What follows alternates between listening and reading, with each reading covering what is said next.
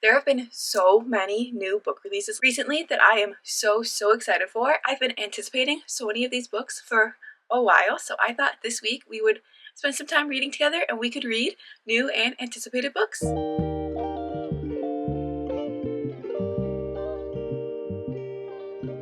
Hello my friends, welcome to my channel, welcome to this week's reading vlog. As you guys heard, this week I'm going to be reading new and anticipated releases. My focus this week is going to be on fantasy new releases. However, I have a couple other books mixed in there that I might read because sometimes I need a bit of a palate cleanser, especially being a mood reader. So I thought I'd start off just by telling you the books that are on my radar this week, and then we'll get into the reading.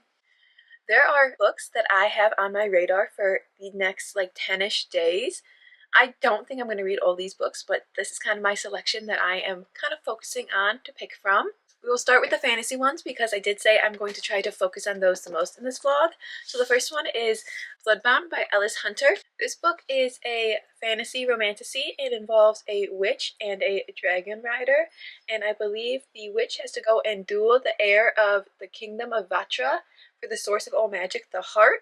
So that is one of the main characters we follow. The other main character we are following is Skylar, who is part of a traveling troupe, and they are ready to profit off the legions of spectators swarming for the duel. So she's there to watch the duel. And our two main characters, their fates intertwine, and they must battle a growing rebellion, their inner demons, and ultimately those they love most to determine if together they will save or doom their world. So this sounds really good and really fun, and this book is just so beautiful. I got it just this month from Book of the Month. I believe it comes out April 30th. So I'm thinking I might start with this one. But my brain is kind of arguing because the other book that is hardcore on my radar is Rights of the Starling by Devney Perry. This is book number 2 to Shield of Sparrows. I have been waiting for this book to come out because Shield of Sparrows was one of my favorite reads of 2026. So I could not wait for Rights of the Starling to come out. And now that I've gotten it and it's in my hands, I'm a little intimidated and scared to read it. Does that happen to you guys where you've been waiting for a book so hard and for so long? I mean, it hasn't been that long, but for so long and you're so excited about it that you're kind of afraid to read it because you don't want it to disappoint. So those are the fantasy books that are on my radar right now. And then the two other books that are on my radar are Mad Mabel by Sally Hepworth. This is a thriller mystery. It is about an older woman who lives in a neighborhood, and one day a neighbor ends up dead, and we find out that Mabel was not always an old lady. Obviously, she used to be Mad Mabel, who was an 18, let's see, what does it say? Australia's youngest convicted, but I'm not sure how old she was, but it says Australia's youngest convicted murderer. So it follows her life now and the rumors spreading and what's going on with this neighbor who ended up dead, and it follows what happened back then and everything in her life, and that just sounds really fun and really interesting, and I think this might be a perfect palate cleanser.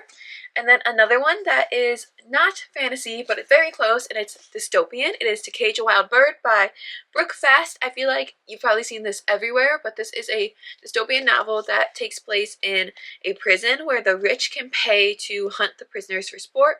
And I'm pretty sure our main character, their family member, ends up in the prison and they have to go try to save him. So I think that could be a fun option if I'm not really feeling fantasy, or I think it could be like a mini palate cleanser as well, because one, I think it's going to be a fast read, and two, it's similar but different. So those are my two palate cleansers and my two fantasy books on my radar. So I'm going to attempt to start with this one. So I'm going to read maybe like the first couple pages. If it pulls me in, I'm going to read this one. If not, we're going to try Rights of the Starling. But for now, we're going to try to start with this one because I want to read a book that's a brand new world before I dig into a world that I know and love. So we're going to see how this one goes.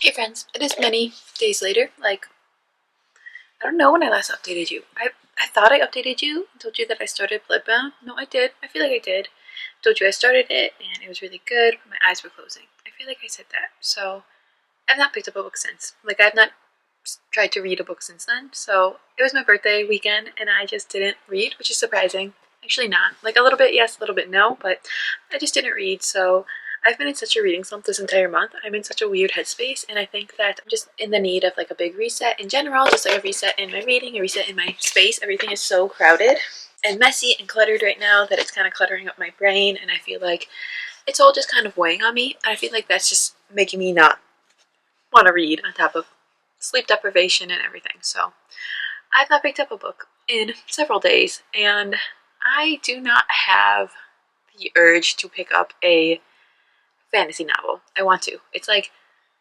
I want to read fantasy novels because there's so many that I want to read, but like I don't actually have the mind capacity right now that wants to read a fantasy novel. That's not the headspace I'm in. So while I want to read fantasy novels, and there's a lot that I want to read, such as Bloodbound and Rights of the Starling, I'm just not in that headspace right now. So we are going to do a complete switch. You know I'm a mood reader. If you're not new around here, if you've been around here for a while, you know I'm a hard mood reader. So my moods can change fast, and my urges to read can completely swap. So I think I need to find something that's very different. I think I need a genre that's very different than my normal genres. And I think I need a book that's going to be kind of like a fast read, that it's going to keep me moving through it. Instead of something that's going to drag, I want something that's going to make me feel like I'm making progress. So we have decided to completely swap what we are reading, and I luckily just got a book yesterday for my birthday that I'm really excited for, and that is The Correspondent by Virginia Evans. I'm sure you guys have seen this book around. It has been around a lot of places. Most people have the book with the cover that's white. It looks like this. So it is a new release. I know this book came out in... Okay, so the book itself came out last year in 2025. So you might be like, Kim, that's not a new release. It is a year old, but this specific special version just came out like 2 weeks ago. So this version is a new release and it just came out, so I'm gonna read it, okay guys, because I'm really excited for it, and this is a new release version of it, so we're gonna call it a new release. And I think if I read this one, I'll explain why, but I think if I read this one, I'll get out of my reading slump and we'll get back into that reading, and then I'll be able to pick up another book and keep going. We're hoping.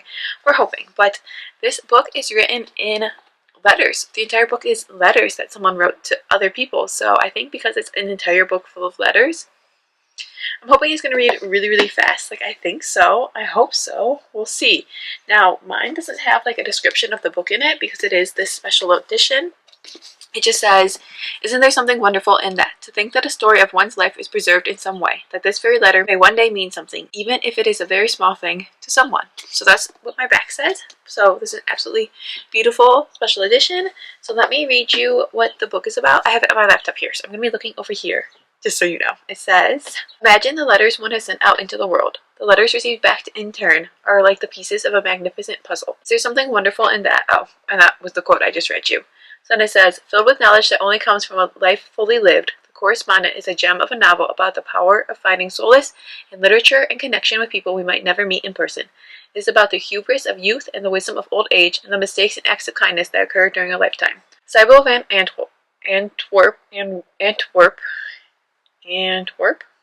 Sybil van Antwerp has throughout her life used letters to make sense of the world and her place in it. Most mornings around 10:30, Sybil? It's probably Sybil. Let's be honest. It's probably Sybil. Sybil sits down to write letters to her brother, to her best friend, to the president of the university who will not allow her to audit a class she desperately wants to take, to Joan Didion and Larry McMurtry to tell them what she thinks of their latest books, and to the one person to whom she writes often yet never sends a letter. Sybil expects her world to go on as it always has. A mother, grandmother, wife, divorcee, distinguished lawyer. She has lived a very full life. But when letters from someone in her past force her to examine one of the most powerful periods of her life, she realizes that the letter she has been writing over the years needs to be read, and that she cannot move forward until she finds it in her heart to offer forgiveness. Sybil van Antwerp's life of letters may be a very small thing, but she also might be one of the most memorable characters you will ever read. So that just sounds like it's going to be really fun and interesting and a little bit different. Not necessarily outside my comfort zone, a little bit, but just like different than the normal books I read, because typically I pick up fantasy or romance or thriller. So that's just like a fiction book, and I'm really excited for it. And I think since it was literally just my birthday yesterday, I'm entering a new year of life. I think a book that kind of explores life and an entire lifetime and all of that is just perfect timing. So we are going to start reading The Correspondent tonight, and I am so very excited. Like, I'm actually excited to read a book, and that hasn't happened in a while. I'm actually excited to start it later, so good sign.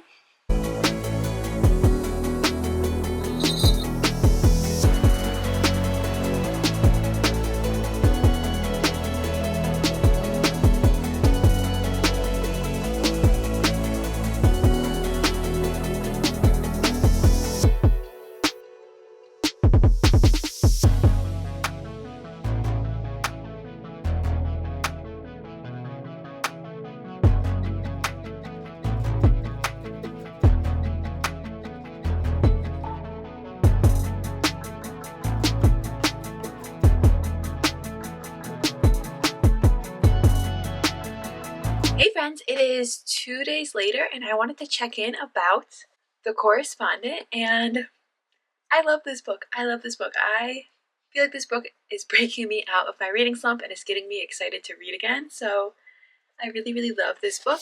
I am getting pretty far. So the first day I read about 100 pages, and then last night I read, I don't know, maybe 70. I'm on page 174 and there's about 280, 281 I think. So I have about a little more than 100 pages left. So I could definitely finish it tonight or tomorrow, just depending how much I read. I have a little bit of a headache, so we'll see how much reading I get in tonight. But I'm really liking it. And this book is written entirely in letters and like emails and that kind of stuff. But it's so interesting because you still get an entire storyline, and you get all of these complex characters, and you get all of these different issues and all these things that everyone is going through, and it's all just written through letters and emails, and it's so interesting and it's so fun and I love it. And it makes it such a fast read, but also like it makes you pay attention because you have to look at like who they're writing to and who it's from, and you have to look at the date, and you have to kind of pay attention, and you have to remember different aspects of the storyline because they'll like mention something and then they'll start talking about other stuff because it'll be a different letter and different letter, and then it'll be suddenly brought up again, and you're like learning all these little snippets through different letters, and it's so fun and it's so interesting, and I just really, really enjoy it. I feel like so many people have talked about how good it is, but I feel like they haven't really, at least that I've seen, talked about how like it has such a good plot. Like I really wasn't sure what to expect with it being letters and that kind of stuff. I didn't know if it was going to be a little bit more fluffy, but it has such a good plot and it has so much depth and it has so many like well-rounded characters, and I just really, really enjoy it. So it's a really fun, different type of read, and it definitely got me out of my reading slump, and I'm definitely loving it. So I'm really excited to finish this off, and I'm so excited that I finally bought this and that I waited for the special edition version that just came out, because this version is so beautiful and it just has like this feel to it, and it's literally just such a nice book, and I'm just so happy that I waited for this new release version of it to come out to read it, because I'm gonna be able to display this on my bookshelf and be like, I love this book. And I mean, we'll see. I have 100 pages left, but I still have a feeling that it's gonna be like 4 stars or higher as long as it ends well. So I am loving this book and I'm excited to finish it up. Friends, I just wanted to pop in here and say thank you for watching this week. I know that I really was trying to read new and anticipated reads, but really it was trying to read new and anticipated reads to get myself out of this reading slump that I've been struggling with, and I do feel like we have broken the reading slump, and that was a success. So even though my plan was a failure, getting out of the reading slump was a success, and that is what really matters, because now we can do lots and lots of reading in May. But it is the end of April, and I just want to finish off this vlog, so you will see my full thoughts on The Correspondent and my April wrap-up, which will be coming in a couple of Fridays for my book chat. But for now, I want to thank you guys so much for being here. I do apologize for this being a bit of a hodgepodge, but I just show you the reality of my reading as a mood reader, so that is what you're along for here. Mood reading habits, and all that comes with that. So thanks again. I hope you guys had a fabulous month of reading in April, and that May brings lots and lots of good books. Let me know what you're reading down below. Let me know what new books you are excited for, and make sure you hit that subscribe button so that we can share it all together. Live well, my friends. Read lots of good books and go discover. I'll see you next time. Bye. I really had high hopes for this vlog too, but hey, we broke the slump, and that is a win.